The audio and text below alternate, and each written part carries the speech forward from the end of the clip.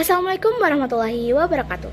Halo teman-teman semuanya, kembali lagi bersama kami dari kelompok 3. Nah, pada pertemuan kali ini izinkan kami untuk mempresentasikan mengenai exercise week 15 dalam rangka memenuhi tugas mata kuliah Akuntansi Keuangan Menengah 1 kelas D yang diampu oleh Ibu Meilenia Rahma Salisa SAK MAK. Nah, sebelum kita masuk ke materi, alangkah baiknya kami memperkenalkan diri terlebih dahulu. Nah, yang pertama ada Muhammad Agung Budianto dengan MPM akhir 130. Yang kedua ada Marsha Widya Rahmadani dengan MPM akhir 227. Yang ketiga ada Dwi Sarifan Rakila dengan MPM akhir 229. Yang keempat ada Ria Ananda Putri dengan MPM akhir 242. Yang kelima, Alifa Zahra Karunianya dengan MPM akhir 246. Yang keenam ada Rizky Widodo dengan MPM akhir 284. Mohon maaf, ya benar 284. Dan juga yang terakhir ada Ahmad Afan Aris Setiawan dengan MPM akhir 292.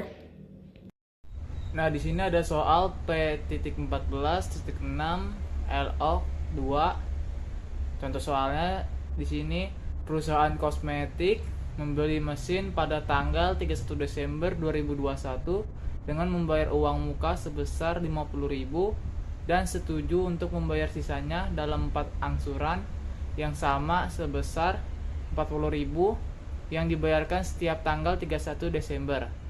Tingkat bunga yang diasumsikan sebesar 8% tersirat dalam harga pembelian. Instruksinya, siapkan jurnal entries yang akan dicatat untuk pembelian dan untuk pembayaran serta bunga pada tanggal-tanggal berikut. Yang pertama ada tanggal 31 Desember 2021, terus yang B 31 Desember 2022, yang C 31 Desember 2023, yang D 31 Desember 2024, dan yang E 31 Desember 2025. Nah, di sini saya akan menjawab yang A Desember tanggal 31 2021. Nah, kita pertama mencari PV yaitu 40.000 dari membayar sisanya dalam 4 ansuran sekitar 40.000 dikali 1 dikurang 1 ditambah 0,08 dari 8% dibagi 100 dikurangin sama 4 kali ansuran dibagi dengan 0,08. Langsung jadinya 40.000 dikali 312.127 menghasilkan 132.485,07. Nah, jadi total cost of machinery 50.000 dari membayar uang muka ditambah sama 132.485,07 menghasilkan 182.485,20. Nah, jurnalnya langsung saja machinery senilai 182.485,20 di debit dan kreditnya cash senilai 50.000 dan notes payable-nya senilai 132.485,07. Selanjutnya saya akan menjawab dari B yang itu Desember pada 31 Desember 2022. Nah, ini jurnalnya yaitu machinery pada cash dan diskon on notes payable pada notes payable. Nah, machinery pada cash yaitu sebesar 10.599 didapat dari amortisasinya dan cash juga 10.599 mengikuti dari pengeluaran machinery-nya. Nah, dan juga diskon on notes payable sebesar $40.000 dan notes payable $40.000 dari perhitungan diskon on notes payable mengikuti diskon on notes payable. Oke, selanjutnya di sini saya akan menjawab dari soal 14.6 yang C, Ini instruksinya, siapkan journal entries yang akan dicatat untuk pembelian dan untuk pembayaran serta bunga pada tanggal yang C 31 Desember 2023. Nah, jurnalnya pada saat pembayaran yaitu notes payable sebesar $40.000 di debit, pada cash $40.000 di kredit. Kemudian pada saat pengakuan bunga, yakni jurnalnya yaitu interest expense sebesar $8.247 di debit, pada discount on notes payable sebesar $8.247 di kredit. Nah, dari $8.247 ini yaitu perhitungan dari nilai buku utang sebesar 103.087 kita kalikan dengan tingkat bunganya sebesar 8%. Nah, sehingga hasilnya yaitu $8.247. Nah, pada tanggal 31 Desember 2024, perusahaan itu melakukan pembayaran angsuran Wesel sebesar $40.000. Nah, oleh karena itu, akun notes payable itu didebit sebesar $40.000. Dan untuk mengurangi kewajibannya, di sini akun cashnya dikredit sebesar $40.000 juga karena terjadi pengeluaran kas. Nah, selain itu pembayaran pokok perusahaan itu juga harus mengakui beban tahun 2024 sebesar $5.706,46. Karena bunga tersebut itu belum dibayarkan secara terpisah dan masih menambah nilai kewajibannya tersisa, maka akun interest expense itu didebit sebesar $5.706,46 dan akun notes payable dikredit sebesar $5.706,46. Selanjutnya soal E pada 31 Desember 2025. Perusahaan mencatat bunga tahun terakhir sebesar 2.963. Karena Wesel menggunakan tingkat bunga efektif 8%, bunga dihitung dari saldo utang yang masih tersisa yaitu 37.037 dikali 8% sehingga menghasilkan beban bunga tahun terakhirnya sebesar 2.963. Jurnal yang dibuat yang pertama yaitu mendebit notes payable sebesar 40.000 dan mengkredit cash sebesar 40.000. Lalu jurnal kedua mendebit interest expense sebesar 2.963 dan mengkredit notes payable sebesar 2.963. Nah, selanjutnya pada soal P14.9 penerbitan obligasi antara tanggal bunga dan pensiun obligasi. Nah, Simonson Foundry menerbitkan obligasi dengan nilai nominal €900.000 pada 1 Juli 2022. Obligasi tersebut memiliki tingkat bunga kupon 12% per tahun, sedangkan tingkat bunga pasar adalah 10%, sehingga obligasi dijual dengan premi sebesar 112,290% dari nilai nominal.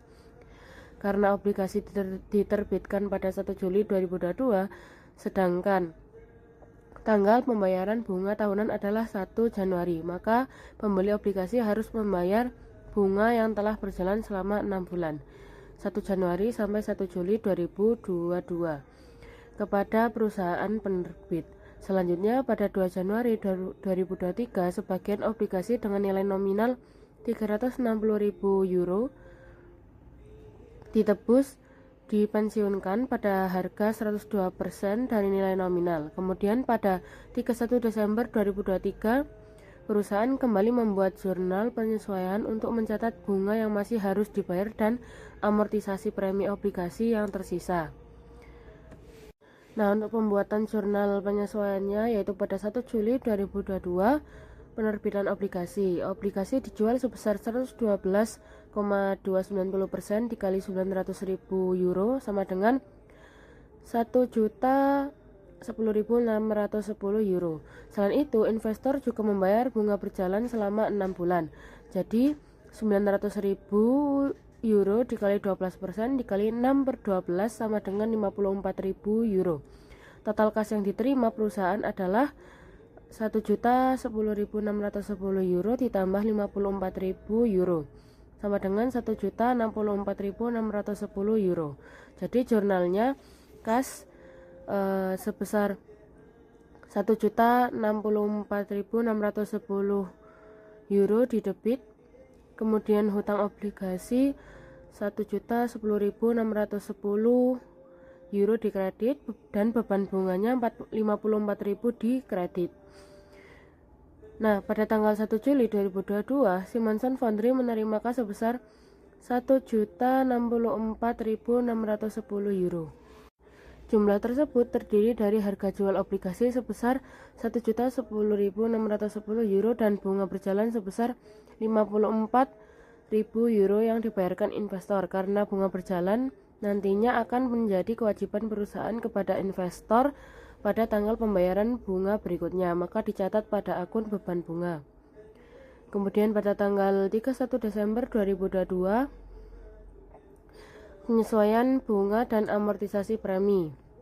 Mengakui bunga yang masih harus dibayar, bunga tahunan obligasinya berarti 900.000 euro dikali 12% sama dengan 108.000 euro. Nah, pada akhir tahun 2022, perusahaan harus mengakui beban bunga sebesar 108.000 euro yang telah menjadi kewajiban walaupun belum dibayarkan. Kemudian amortisasi premi obligasi. Perhitungan amortisasi premi yaitu 108.000 euro dikurangi 54.000 euro dikurangi 1.010.610 euro dikali 10% dikali 6/12. Jadi 54.000 euro dikurangi 50.530,50 euro sama dengan 3.469,50. Karena obligasi dijual di atas nilai nominal premi, maka premi harus diamortisasi.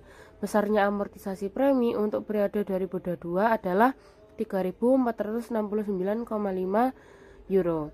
Amortisasi ini mengurangi nilai tercatat obligasi dan sekaligus mengurangi beban bunga. Kemudian pada 1 Januari 2023, pada tanggal pembayaran bunga, perusahaan melunasi bunga yang telah diakui sebagai utang pada akhir tahun 2022. Jadi Simonson Foundry membayar bunga obligasi sebesar 108.000 euro kepada pemegang obligasi sehingga saldo hutang bunga menjadi 0.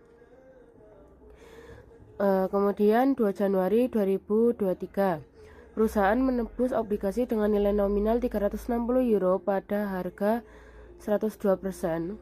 Harga penebusannya 360.000 euro dikali 102% sama dengan 367.200 euro. Nilai buku obligasi yang ditebus, nilai buku obligasi sebelum penebusan yaitu 1.010.610 euro dikurangi 3.469,5 euro sama dengan 1.007.140,50 euro. Proporsi obligasi yang ditebus yaitu 360 euro dibagi 900.000 euro sama dengan 40%. Nah, nilai buku yang dihentikan 40% dikali 1.007.140,50 euro sama dengan 402.856,20 euro. Keuntungan pensiun obligasi 402.856,20 euro dikurangi 367.200 euro sama dengan 35.656,20 euro. Nah, pada tanggal 2 Januari 2023, Simonson Foundry menebus obligasi senilai nominal 360.000 euro dengan membayar kas sebesar 367.200 euro. Nilai buku obligasi yang dihentikan adalah 402.856,20 euro, sehingga perusahaan memperoleh keuntungan pensiun obligasi sebesar 35.656,20 euro. Kemudian pada tanggal 31 Desember 2023, setelah penebusan, sisa obligasi yang beredar adalah 900.000 euro dikurangi 360.000 euro sama dengan 540.000 euro. Pengakuan bunganya jadi 540.000 euro dikali 12% sama dengan 64.800 euro. Karena masih terdapat obligasi yang beredar selama 540.000 euro, maka perusahaan harus mengakui beban bunga tahun 2023 sebesar 64.800 euro yang belum dibayarkan.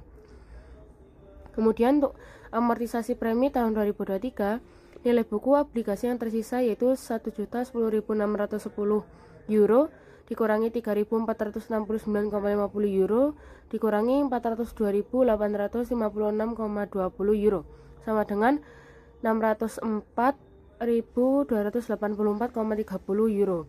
Nah, beban bunga efektifnya yaitu 604.084,30 euro dikali 10% sama dengan 60.428,43 euro. Amortisasi preminya 64.800 euro dikurangi 60.428,43 euro sama dengan 4.371,57 euro. Jadi, pada akhir tahun 2023, perusahaan menghitung amortisasi premi menggunakan metode bunga efektif. Beban bunga berdasarkan tingkat pasar sebesar 60.428,43 euro. Sedangkan bunga kupon yang harus dibayar sebesar 64.800 euro. Selisih sebesar 4.371,57 euro merupakan amortisasi premi yang mengurangi nilai tercatat obligasi dan mengurangi beban bunga. Pada soal nomor 3 ini, di sini ada PT Merdeka yang memperoleh pinjaman jangka panjang pada tanggal 1 Januari 2025 dengan menerbitkan wesel atau notes payable. Nah, data yang diketahui adalah nilai nominal wesel sebesar 300 juta rupiah dengan jangka waktu 3 tahun. Nah, wesel ini memiliki bunga nominal 6% per tahun yang dibayarkan setiap akhir tahun. Namun, tingkat bunga pasar saat penerbitan adalah 10%.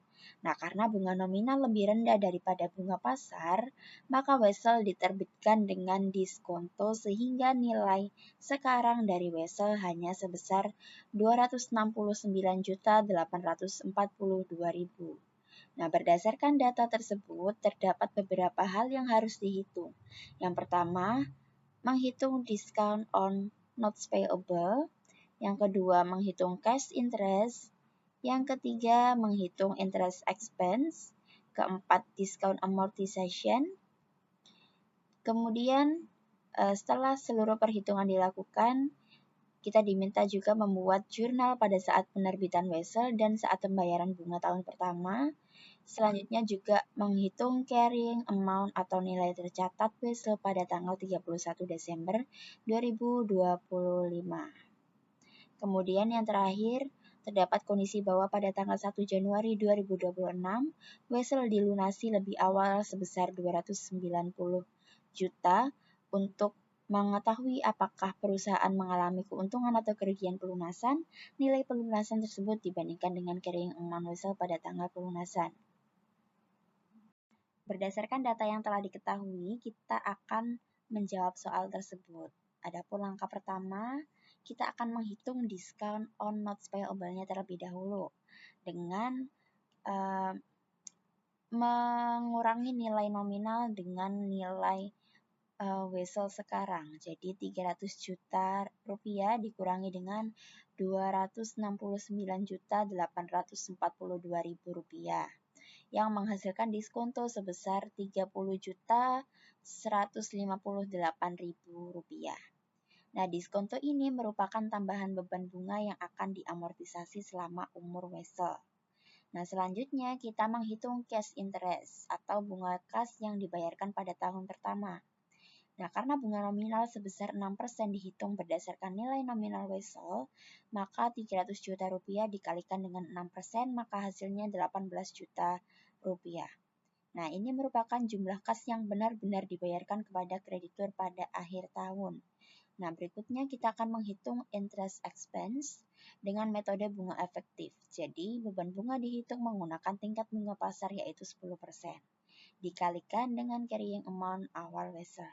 Jadi, 269.842.000 dikalikan dengan 10%. Hasilnya adalah 26.984.200.000 rupiah. Nah, nilai ini menunjukkan biaya pinjaman yang sesungguhnya ditanggung perusahaan selama 1 tahun pertama. Nah, setelah itu kita akan menghitung discount amortization. Jadi, 26.984.200.000 dikurangi dengan 18 juta rupiah.